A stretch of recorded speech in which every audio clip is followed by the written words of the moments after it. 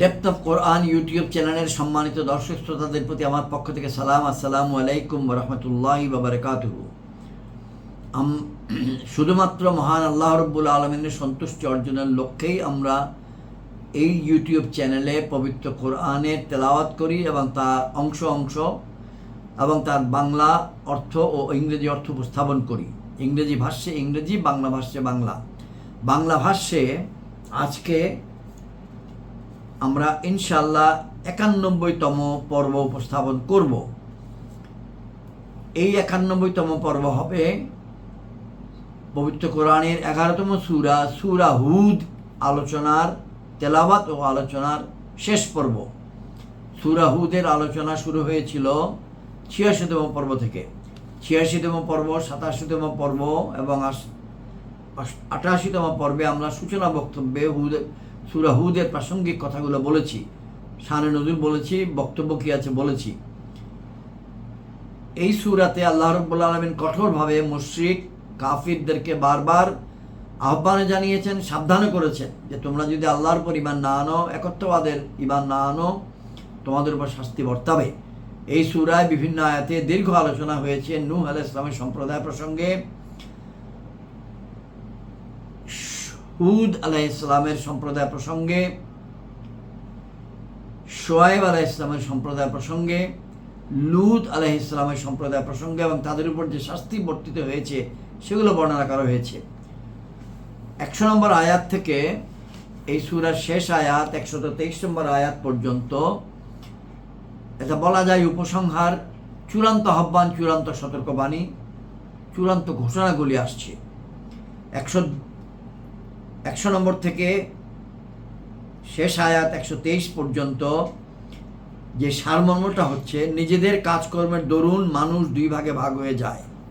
আল্লাহর অবাধ্য এক ভাগ, আল্লাহ রাব্বুল আলামিনের অনুগত আরেক ভাগ। আরটি হচ্ছে ইহুদিদের সীমালঙ্ঘনের প্রবণতা চিরন্তন। অন্যায় দেখে চুপ থাকলে প্রশ্রয় পেয়ে সে অন্যায় আরও বেড়ে যায়, এই কথাটি আলোচিত হয়েছে। আর কয়েকজন নবী আলাইহিস সালামের ঘটনা বর্ণনা করা হয়েছে, এখানে আলোচিত হয়েছে, যাতে এই আলোচনার পর আমাদের প্রিয় নবী হযরত আহমদ মুজতবা মুহাম্মদ মুস্তাফা সাল্লাল্লাহু আলাইহি ওয়াসাল্লাম, যার উপরে পবিত্র কোরআন নাজিল হচ্ছিল, তার হৃদয় তরতাজা হয় আর তিনি খুঁজে পান সান্ত্বনা। এখন আমরা পবিত্র কোরআনের সূরা হুদের 114 নম্বর আয়াত থেকে 123 নম্বর আয়াত পর্যন্ত তেলাওয়াত এবং অর্থ উপস্থাপন করবো ইনশাআল্লাহ। এর মাধ্যমে সূরা হুদ তেলাওয়াত এবং আলোচনা শেষ হবে। আজকে তারিখ হলো 22শে জুন 2025 খ্রিস্টাব্দ, 8ই আষাঢ় 1432 বাংলা বা বঙ্গাব্দ এবং 25শে জিলহজ 1446 হিজরি। আর 4 দিন বা 5 দিনের পরেই নতুন হিজরি বছর আসবে ইনশাআল্লাহ।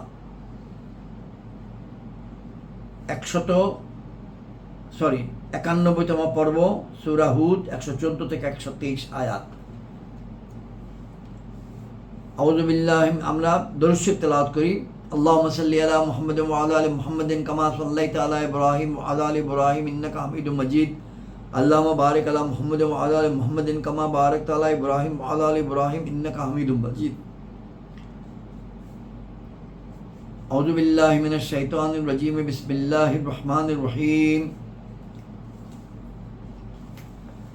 ওয়া আকিমিস সালাতা তরাফাইন নাহারি ওয়া যুলাফাম মিনাল লাইল ইন্নাল হাসানাতি ইউযহিবনাস সাইয়্যাত যালিকা যিকরা লিয-যাকিরিন ওয়াসবির ফাইন্নাল্লাহা লা ইউযীউ আজরাল মুহসিনিন ফালাউলা কানা মিনাল কুরুনি মিন ক্বাবলিকুম উল বাকিয়াতি ইয়ানহাউনা আনিল ফাসাদি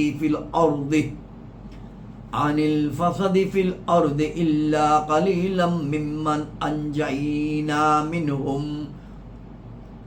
واتبع الذين ظلموا ما أترفوا فيه وكانوا مجرمين وما كان ربك ليهلك القرى بالظلم وأهلها مصلحون ولو شاء ربك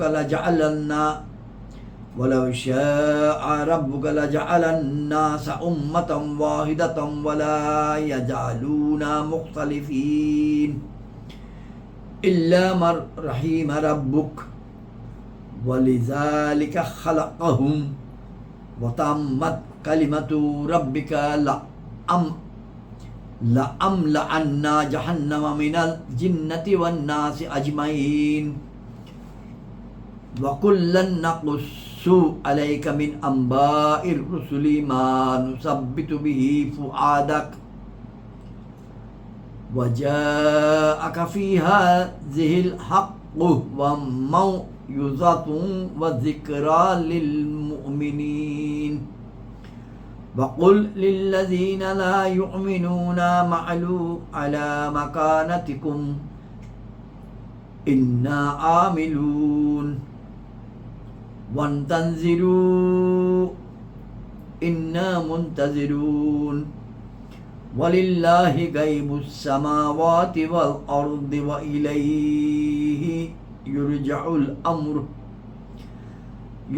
الأمر كله فاعبده وتوكل عليه وما ربك بغافل عما تعملون صدق الله العظيم وصدق رسوله النبي الكريم বাংলা অর্থ উপস্থাপন 114 নম্বর আয়াত থেকে এবং নামাজ প্রতিষ্ঠিত রাখো দিনের দুই প্রান্তে এবং রাতের কিছু অংশে নিশ্চয়ই সৎ কাজগুলো নিশ্চিহ্ন করে দেয় অসৎ কাজগুলোকে এটা উপদেশ মান্যকারীদের জন্য উপদেশ টিকায় বলা হচ্ছে এই আয়াত থেকে ইঙ্গিতে 5 ওয়াক্ত নামাজ প্রমাণিত হয় কেননা সকাল সন্ধ্যার নামাজগুলো হচ্ছে দিনের পার্শ্ববর্তী নামাজগুলোই অনুরূপভাবে জোহর আসর ও এশা এর অন্তর্ভুক্ত হয়েছে আয়াত 115 এবং ধৈর্য ধারণ করো কারণ আল্লাহ সৎকর্মপরায়ণদের শ্রমফল বিনষ্ট করেন না ওয়াসবির ফাইন্নাল্লাহা লা ইউযীউ আজরাল মুহসিনিন 116 সুতরাং কেন হয়নি তোমাদের পূর্ববর্তী উম্মতদের মধ্যে এমন সব লোক যাদের মধ্যে মঙ্গলের কিছু অংশ লেগেই থাকতো যারা পৃথিবীতে ফ্যাসাদ ছড়াতে বাধা দিত হ্যাঁ তাদের মধ্যে অল্প সংখ্যক ছিল তারাই যাদেরকে আমি রক্ষা করেছি এবং জালিমগণ ভোগ বিলাসের পেছনে পড়ে রইল যা তাদেরকে দেওয়া হয়েছিল এবং তারা পাপী ছিল 117 এবং আপনার রব এইরূপ নন যে তিনি বস্তিগুলোকে বিনা কারণে ধ্বংস করবেন অথচ সেগুলোর অধিবাসীরা হয় ভালো অর্থাৎ বস্তি বলতে আবাসিক বা জনপদগুলি 118 এবং আপনার রব ইচ্ছা করলে সমস্ত মানুষকে একই উম্মত তথা জাতি করতে পারতেন এবং তারা সর্বদা মতভেদেই থাকবে কিন্তু যাদের উপর আপনার রব দয়া করেছেন এবং মানুষকে এজন্যই সৃষ্টি করেছেন এবং আপনার রবের এই কথা চূড়ান্ত হয়েছে নিশ্চয়ই জাহান্নাম পূর্ণ করব জিন ও মানুষ উভয়কে সম্মিলিত করে 120 এবং সবকিছু আমি আপনাকে রসুলগণের সংবাদই শোনাচ্ছি যা দ্বারা আমি আপনার হৃদয়কে দৃঢ় করব এবং এই সূরায় আপনার নিকট সত্য এসেছে এবং মুসলমানদের জন্য উপদেশ ও নসিহত